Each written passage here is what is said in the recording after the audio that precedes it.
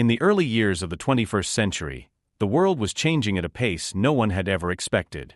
Nations that once measured their power through armies, weapons, and borders were beginning to realize that influence in the modern era would not only be defined by war or politics, but also by technology, innovation, and symbols of unity. Among the nations constantly at the center of global conversations were the United States of America and the State of Israel. For decades, their alliance had been one of politics, diplomacy, and defense, but in a surprising twist, both nations decided to embark on something new, something that would merge culture, technology, and friendship into a single project. That project was a car, but not just any car. It was to be the first vehicle jointly designed and built by America and Israel, intended to represent the strength of their bond, the hope of peace, and the future of transportation. The idea came during a quiet meeting between American engineers and Israeli innovators in a high-security research center located just outside Tel Aviv. The world had been facing crises of climate change, resource scarcity, and rising tensions among global superpowers. Leaders knew that military might could no longer be the sole answer. They needed something that could inspire hope, a project that could redefine collaboration. The U.S., with its immense automotive history, advanced AI research, and powerful industrial backbone, and Israel, with its unmatched reputation in cybersecurity, defense technologies, and cutting-edge startups, realized they had the potential to create something extraordinary together. And so, the blueprint of a new car was born. But this car was not just meant to be fast or luxurious. It was envisioned as a friendship vehicle, a technological marvel symbolizing innovation and peace. It was to combine artificial intelligence capable of adapting to every driver's need, an electric system powered by next-generation batteries, and an exterior design merging American boldness with Israeli precision. Inside, the car would be unlike anything the automotive world had ever seen. A cabin infused with holographic displays, a multilingual AI that could converse fluently in English, Hebrew, and Arabic, and a navigation system that was not only global but interlinked with satellites for real-time atmospheric readings. To many, this sounded like a dream, but to the teams who were working day and night, it was a mission. As the project began, people from both nations traveled back and forth.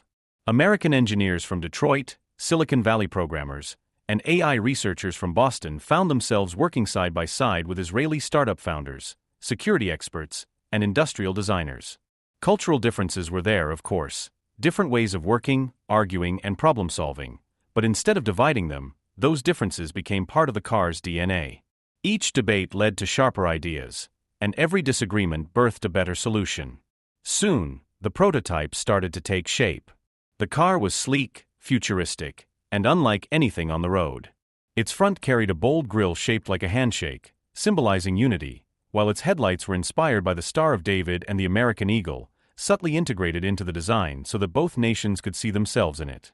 The wheels had engraved patterns representing freedom and resilience, and the body was crafted from lightweight alloys mixed with graphene-based materials for strength and efficiency. But what impressed the world the most was not just its looks, it was its intelligence. Unlike traditional cars, this vehicle did not simply drive, it communicated.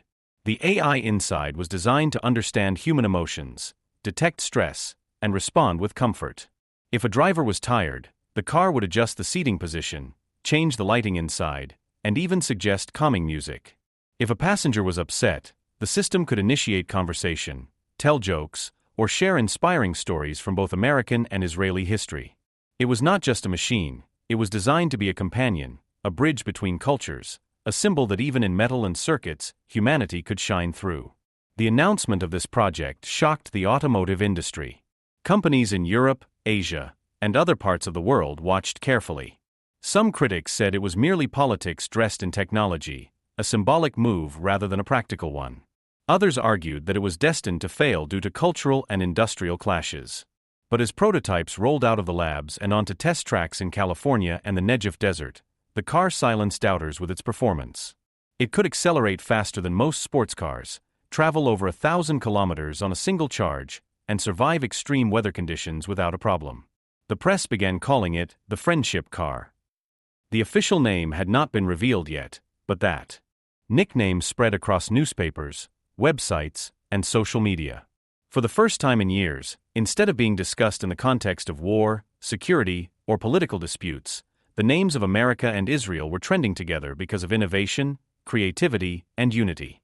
And yet, as with any groundbreaking project, challenges arose. Rival countries began to worry that this new car would not just symbolize friendship, but also dominate the global electric vehicle market. Economic pressures mounted, corporations lobbied against it, and hackers attempted to breach the systems being tested. But here, too, the collaboration proved powerful. Israeli cybersecurity experts built firewalls that were nearly impossible to break, while American engineers reinforced the hardware with redundancies so advanced that even if one system was attacked, others would immediately take over. Every attaque m'aide the car stranger.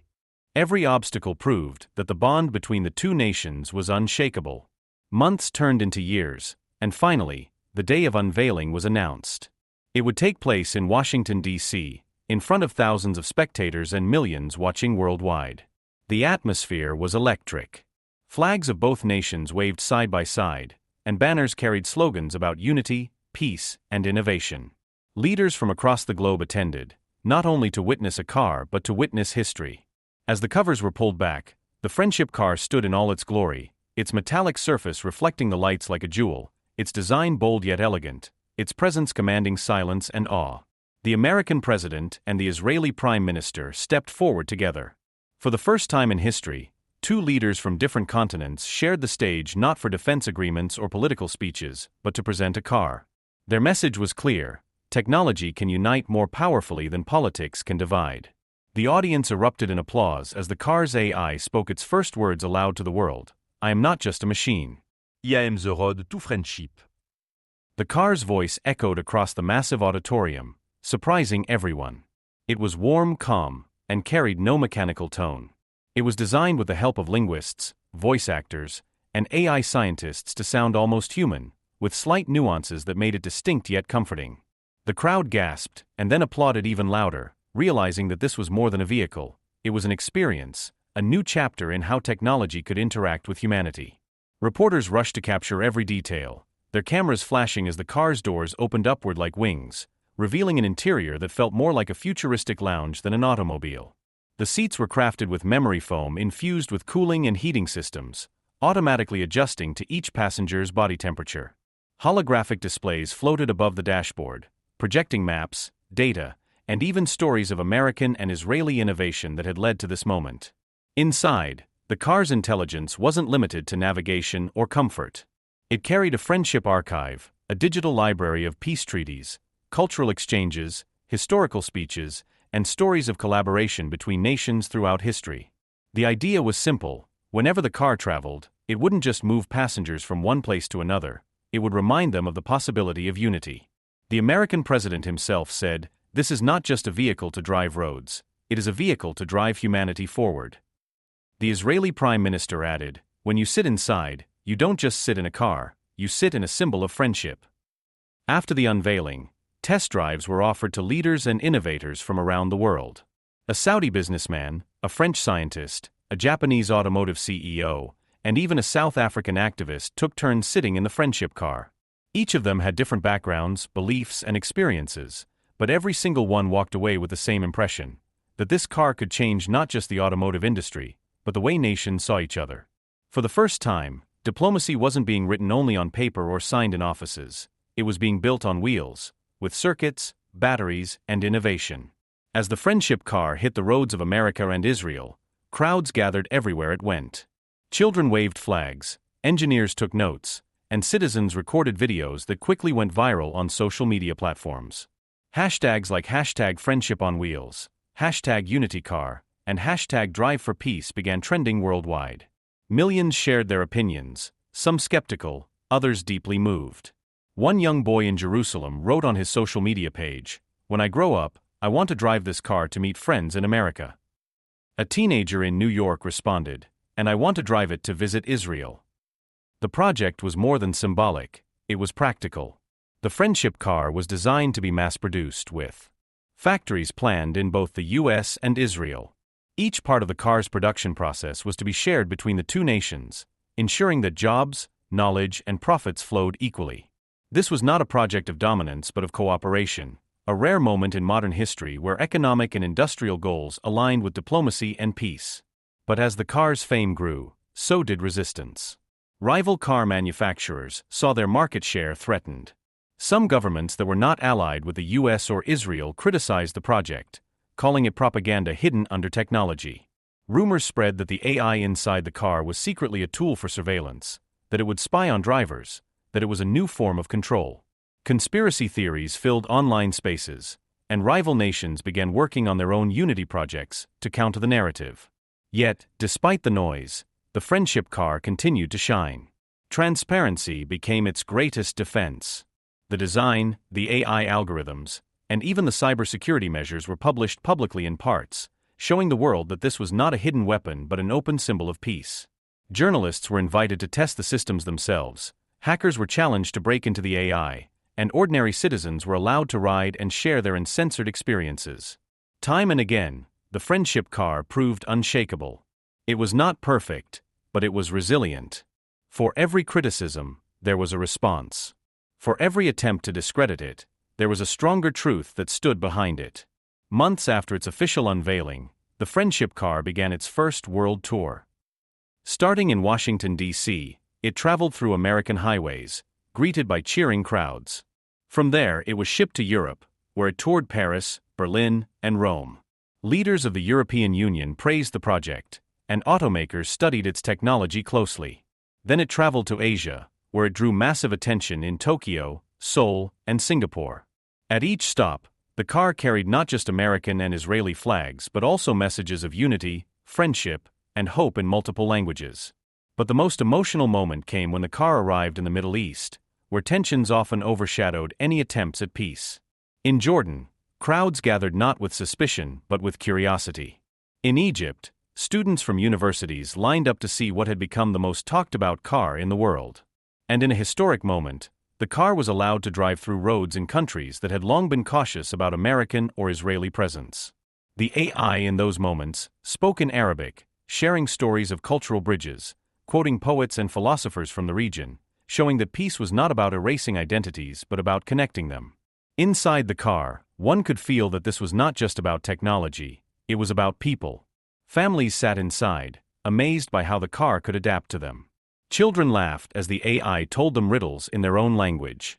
Elders smiled as it played old songs from their youth. Couples whispered about the future, imagining a world where cars didn't just carry them to destinations but carried the weight of unity. By the end of the tour, the friendship car had become more than a product. It had become a movement. Universities began teaching about it in courses on diplomacy and technology. Artists painted murals of it on city walls. Filmmakers produced documentaries about its journey, and musicians wrote songs inspired by its mission.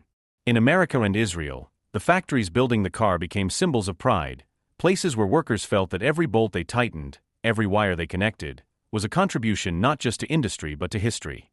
In the end, the friendship car was never just about steel, circuits, or speed. It became a living testament to what nations could achieve when they chose cooperation over conflict, innovation over isolation, and unity over division. On highways across America, through the streets of Tel Aviv, in the deserts of the Middle East, and the bustling avenues of Europe and Asia, the car rolled as a symbol of hope.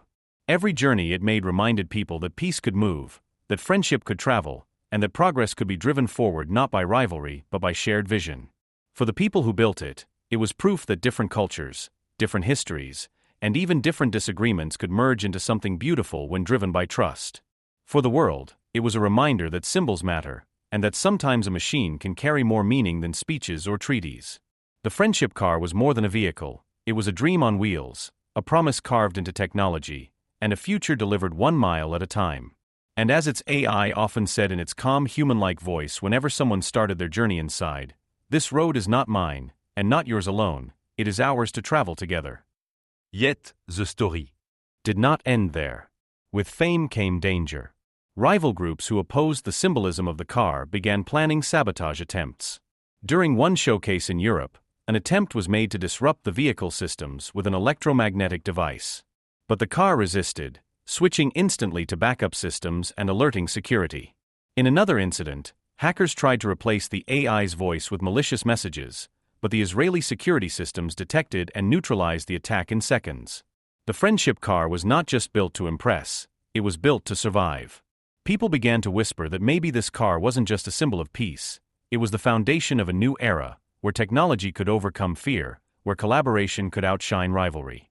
In villages and cities, from America to Israel and beyond, the friendship car became a beacon, an idea that the future could indeed be brighter if nations chose to build together instead of fighting apart.